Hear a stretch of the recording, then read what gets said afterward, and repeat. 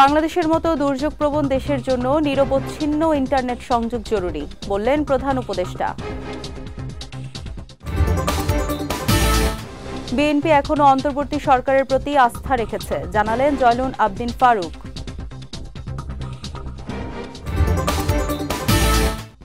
এবং জাতীয় সমাবেশের মাধ্যমে ৭ দফা দাবি মানার আহ্বান মিয়া গোলাম পরওয়ারের।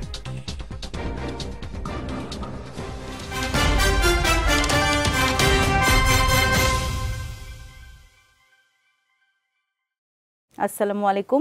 পুষ্টি চা নিবেদিত বিজয় রাতের সংবাদে আমন্ত্রণ জানাচ্ছি আমি সিরাজুম মুনিরা বিলাসী। শুনছিলেন শিরোনাম, এবার বিস্তারিত।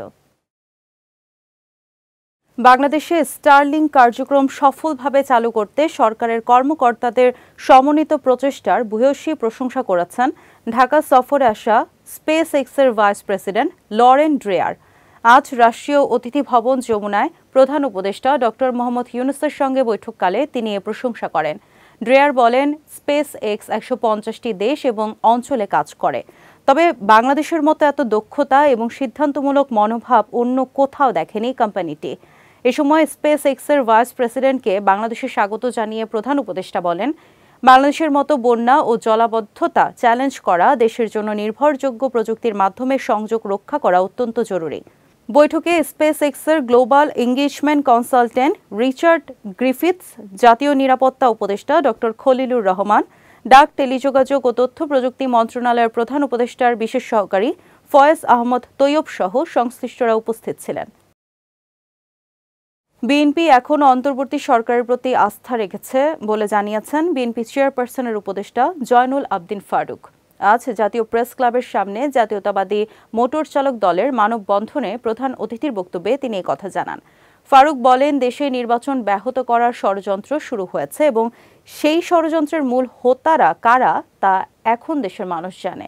এ সময় সব ষড়যন্ত্র রুখে দিতে বিএনপির মতো রাজনৈতিক দলের সাহস আছে বলেও মন্তব্য করেন তিনি। মানববন্ধনে বিএনপি চেয়ারপারসনের উপদেষ্টা হারুনুর রশিদ, মৎস্যজীবী দলের নেতা ইসমাইল হোসেন সিরাজি সহ বিভিন্ন পর্যায়ের নেতাকর্মীরা উপস্থিত ছিলেন। ফেব্রুয়ারির নির্বাচনের কথা বলেছেন, কিন্তু দিনক্ষণ তো ঠিক করেন না।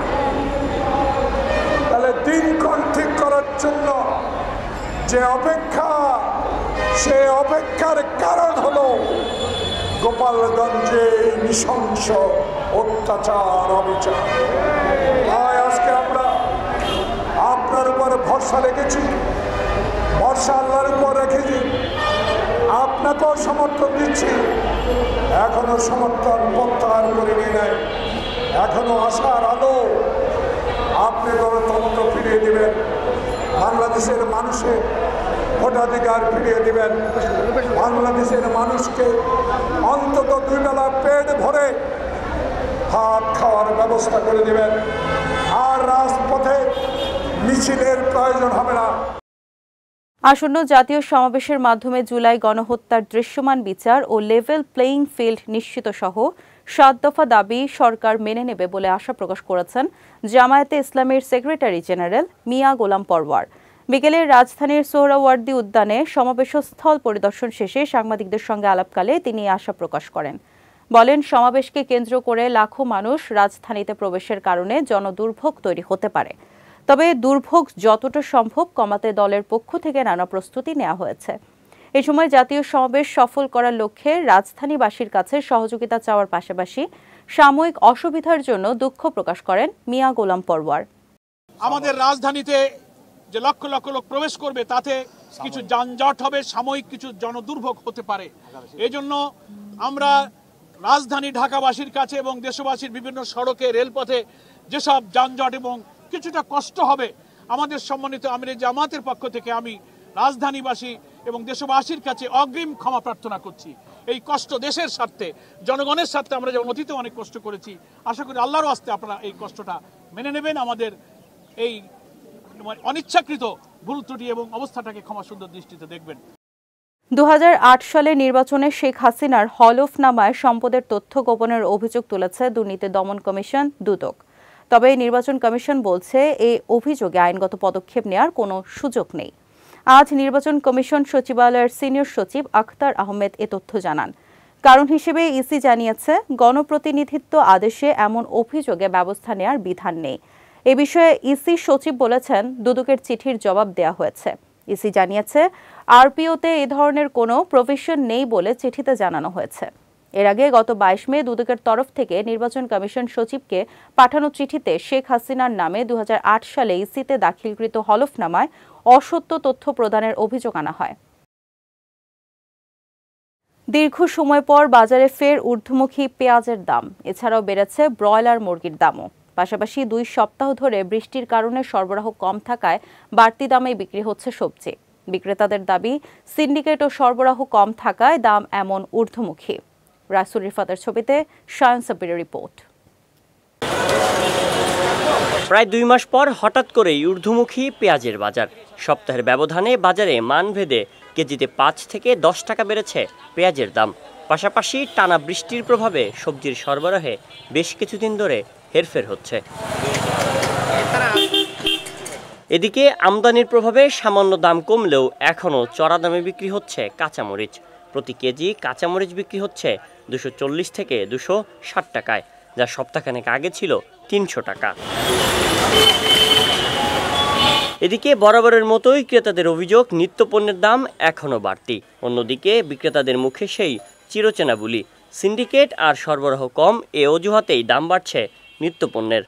নিত্যদিনের বাজার তো এগুলো তো আসলে নাজেহাল হইলেও কিছু করার নাই। কিছু জিনিস আছে যেগুলো নিয়ন্ত্রণে থাকা দরকার। আর চতুর্দিকে বন্যা বিভিন্ন কিছু হচ্ছে, সেটারও একটা প্রভাব আছে। পানি প্রবাহিত হওয়ার কারণে মনে মনে বেড়ে গেছে। আসলে আমরা তো মেসে খাই, তো বেশি দাম হলে আমরা ওটা ইগনোর করে চলতে হয়, নয়তো কম কিনে খাইতে হয় আমাদের। সবজি গত সপ্তাহ থেকে এ সপ্তাহ দাম একটু বাড়তেই, সামান্য অত বাড়তে বেশি না আর কি। দাম একটু বেশি হলো কাঁচামরিচ আর দেশি শসারা একটু দাম একটু বাড়ছে। এটা তো অবশ্যই সিন্ডিকেট। এখন তো কেজিতে 8 টাকা 10 টাকা বাড়ার কোনো প্রশ্ন আসে না। গত সপ্তাহে এই সপ্তাহে কেজিতে 10 টাকা বেশি। ওই বৃষ্টি পড়ছে, রাস্তাঘাটে অসুবিধা, এই কারণেই। আবার ঊর্ধ্বমুখী পেঁয়াজের বাজার। মান বেঁধে প্রতি কেজি পেঁয়াজের দাম বেড়েছে 5 থেকে 10 টাকা পর্যন্ত। পাশাপাশি টানা বৃষ্টি ও সরবরাহ সংকটের দোহায় এখনও চড়া মূল্যে বিক্রি হচ্ছে সবজি। বিক্রেতাদের দাবি, সিন্ডিকেট এবং সরবরাহ কম থাকায় দাম বেড়েছে নিত্যপণ্যের। শায়ন সাব্বির, বিজয় টিভি, ঢাকা। এবার পুষ্টি চিনিগুড়া চাল নিবেদিত জেলা সংবাদ।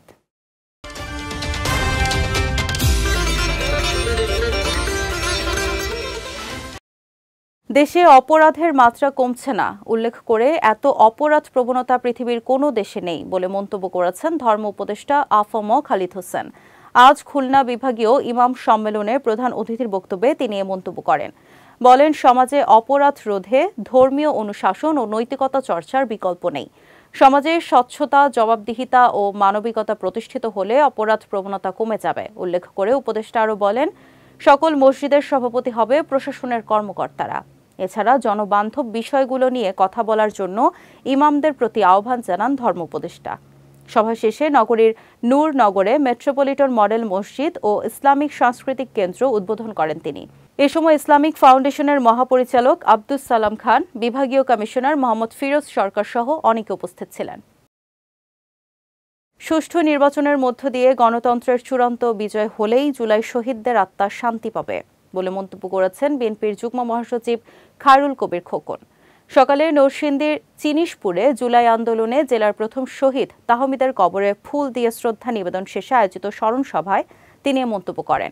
বলেন, গোপালগঞ্জে হামলা ও মিটফোর্ডে ব্যবসায়ীকে নৃশংসভাবে হত্যা কোনো বিচ্ছিন্ন ঘটনা নয়, এসব পরিকল্পিত ষড়যন্ত্রের অংশ।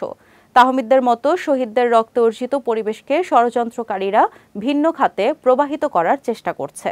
এসব ষড়যন্ত্র থেকে মুক্তি পেতে গণতন্ত্রের বিজয় অর্জন করা জরুরি বলেও মন্তব্য করেন এই বিএনপি নেতা। এ সময় জেলা বিএনপির সাধারণ সম্পাদক মঞ্জুর এলাহি সহ অনেক উপস্থিত ছিলেন।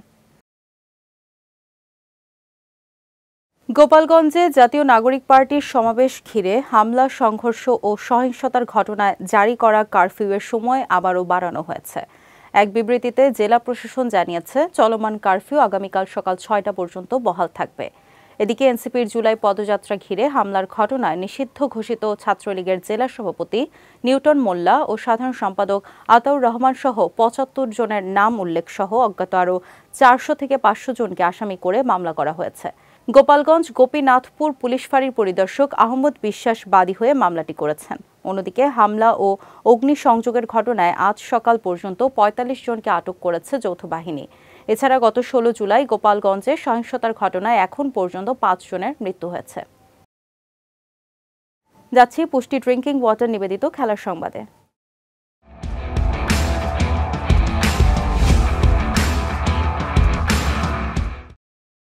পাকিস্তানের বিপক্ষে টি-20 সিরিজের আগে আজ মিরপুর শেরেবাংলা স্টেডিয়ামে বাংলাদেশ দলের অনুশীলন শুরু হওয়ার কথা থাকলেও তা বাতিল করেছে বিসিবি। বিষয়টি নিশ্চিত করে বিসিবি জানিয়েছে, খেলোয়াড়দের বিশ্রামের সুযোগ দিতেই অনুশীলন বাতিল করা হয়েছে। এদিকে ক্রিকেটারদের মতো কোচরাও বিশ্রামে রয়েছেন বলেও নিশ্চিত করেছে বিসিবি। আগামীকাল সন্ধ্যা ৬টায় শুরু হবে বাংলাদেশের প্রস্তুতি ম্যাচ। অন্যদিকে সফরকারী পাকিস্তান টি-20 সিরিজকে সামনে রেখে আজ সন্ধ্যায় মিরপুরে অনুশীলন করেছে। আগামী ২০ জুলাই থেকে মিরপুর শেরেবাংলা জাতীয় ক্রিকেট স্টেডিয়ামে শুরু হবে বাংলাদেশ পাকিস্তান মধ্যকার ৩ ম্যাচের টি-20 সিরিজ। নরওয়ের তরুণ মিডফিল্ডার সভেরে নিপানকে দলে ভিড়িয়েছে ইংলিশ ক্লাব ম্যানচেস্টার সিটি। ১৮ বছর বয়সী এ তরুণকে দলে ফেরানোর বিষয়টি নিশ্চিত করে ম্যানচেস্টার সিটি জানিয়েছে, ৫ বছরের চুক্তিতে সভেরে নিপানকে দলে নেওয়া হয়েছে। এদিকে মাত্র ১৫ বছর বয়সে রোসেনবর্গের মূল দলে অভিষেক হয় নিপনের, যা তাকে ক্লাবটির ইতিহাসে সর্বকনিষ্ঠ খেলোয়াড় হিসেবে পরিচিতি দেয়।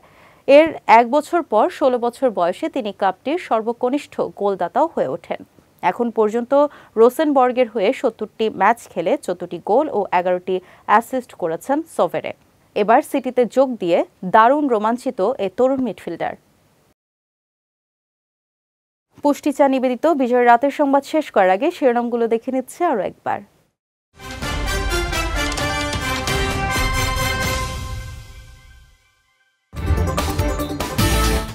বাংলাদেশের মতো দুর্যোগপ্রবণ দেশের জন্য নিরবচ্ছিন্ন ইন্টারনেট সংযোগ জরুরি, বললেন প্রধান উপদেষ্টা।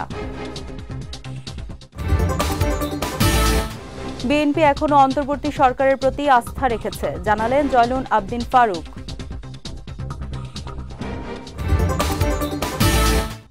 এবং জাতীয় সমাবেশের মাধ্যমে ৭ দফা দাবি মানার আহ্বান মিয়া গোলাম পরওয়ারের।